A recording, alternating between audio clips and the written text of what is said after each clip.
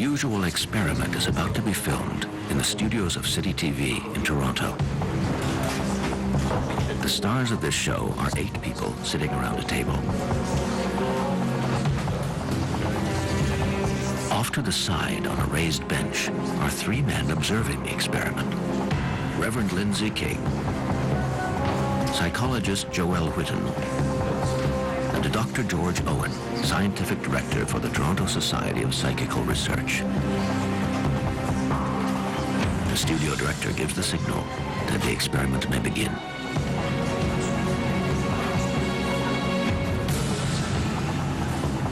The participants lay their hands flat on the table and begin calling out a name. Are you there, Philip? I want to see you, Philip. Soon the table begins to rise, as if it had a life of its own, to the surprise of the participants.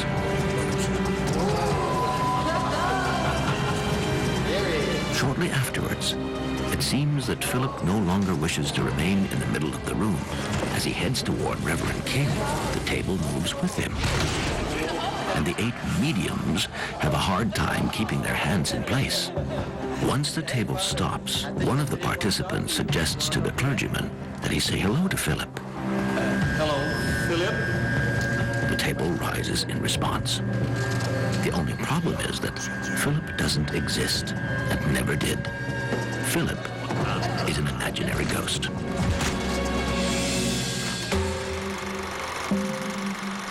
In the fall of 1972, Dr. George Owen, director of the Toronto Society of Psychical Research, came up with a unique experiment. George Owen was a mathematician and geneticist. He studied at Cambridge University in England. He also had an interest in poltergeists. With the assistance of 3 men and 5 women, who had no particular gift for communicating with the spirit world, Dr. Owen conducted one of the most significant experiments in the field of parapsychology in the 20th century. They created Philip, the imaginary ghost.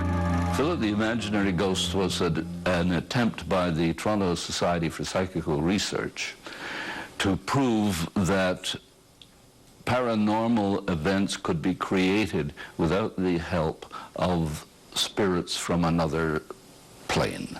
Instead of assuming that all physical manifestations were caused by the spirits of the deceased, as spiritualists claimed, Dr. Owen sought a more natural explanation. He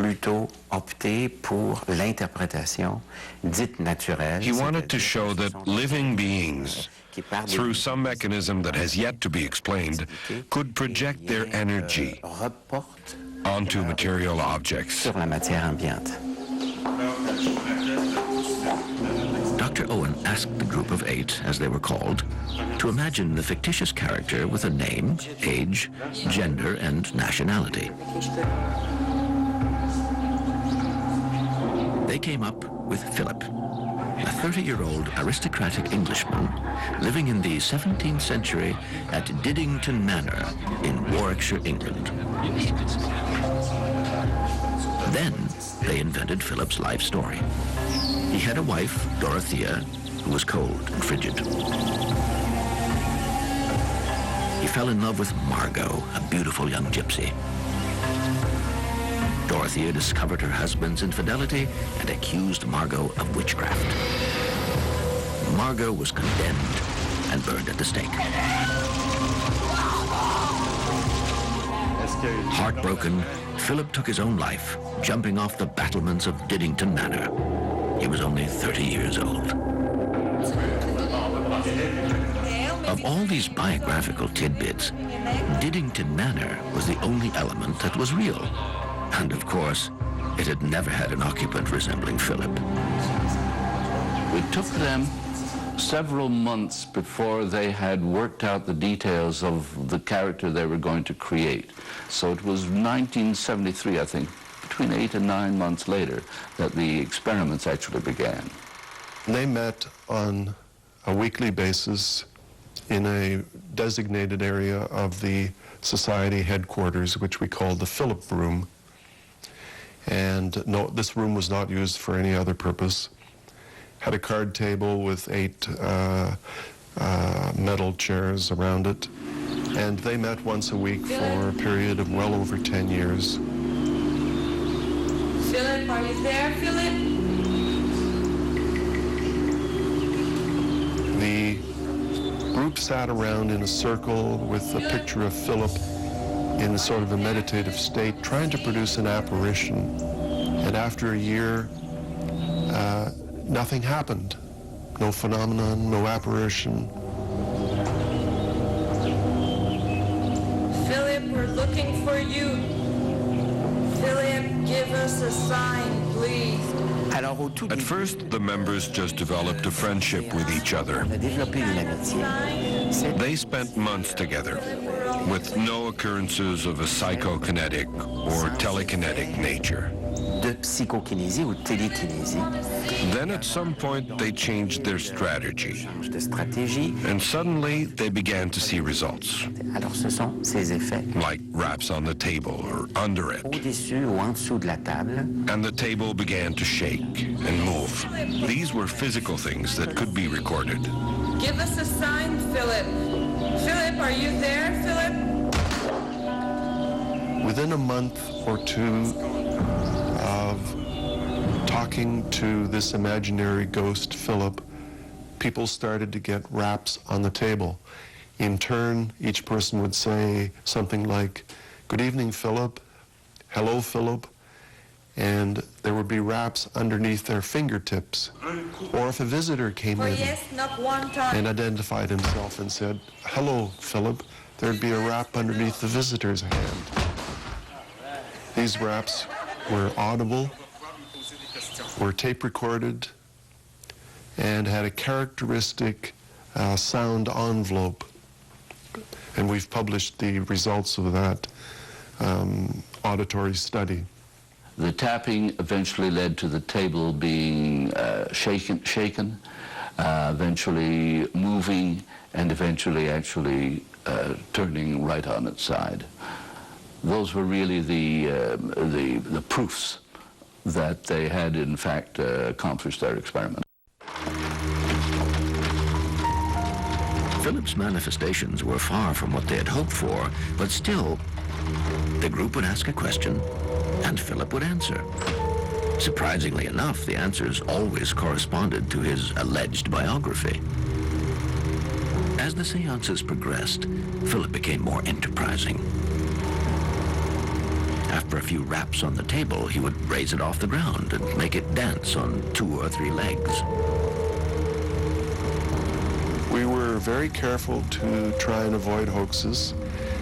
On several occasions, we had what are called doily nights, where we would put doilies, paper doilies, under the hands of the members, and if they tried pushing the table, the doilies would simply slide across the table. So clearly the table movements were not caused by anyone pushing it. And the cameras, when we had those opportunities to videotape it, it was clear that, say, 2 people sitting on opposite sides of the table, if they both lifted their knees, might lift the table up. It was clear that that was not happening either. Philip, are you there, Philip? Encouraged by the astounding results, other groups around the world tried the same experiment with other imaginary characters. The results were all basically the same. À ce moment-là, on s'est dit qu'on avait They told themselves they had found the magic formula, la stratégie où a on mix avait of en spontaneity même temps donc, combined with weekly meetings la and an experimental framework. et aussi un certain encadrement expérimental. They thought this was the secret to being able to produce this kind of phenomenon at will. Provoquer à volonté ce genre. But they realized that this strategy alone was not enough. Perçu que cette seule stratégie It also took a lot of tenacity on the part of the members. It would appear that the hereafter is not the only explanation for manifestations of so-called spirits. However, it's been nearly 30 years since the original Philip experiment, and parapsychologists are still just as puzzled now as they were back then as to what was producing these manifestations. It is interesting that the scientific community has never followed the Philip experiment, or indeed many other experiments of a similar nature. Why, I can't answer. I myself am fully convinced that there is a level of psychic ability that is obtainable by us if we knew how to reach it. Also, let's face it, the scientific community is always a little behind the human experience. And I don't think it's any more profound than that, really. Whether you approach this from the spiritualist angle or the parapsychological angle, it's impossible to come up with scientific proof, because that proof requires that you not only be able to observe the phenomena and reproduce them at will, you must also come up with a theory to explain the phenomena and predict when they will occur. So since that wasn't possible in this case, the matter is still not settled.